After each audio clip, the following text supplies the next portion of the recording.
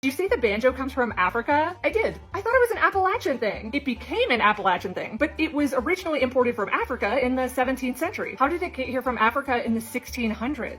Think real hard, Belinda. Oh, yeah. Enslaved people brought their instruments with them? Unlikely. But African people didn't lose their wisdom about how to make those instruments, or their knowledge about how to play them. In this case, strumming with the back of their fingers, and then downpicking with the thumb. Are we sure banjos came from West Africa? There are centuries-old traditions of a wide variety of banjo-type instruments in West Africa. This one's called an akanting, and it's from Gambia. Here's a white guy who's a musician demoing one, just in case you need that. One thing that is common to the akanting with all of the banjos that I brought here today is we've got that short string on top here, and of course that's something that's really characteristic of the banjo. This technique is just like clawhammer banjo. Do people still play the original African versions? Yeah, sometimes, even with a banjo.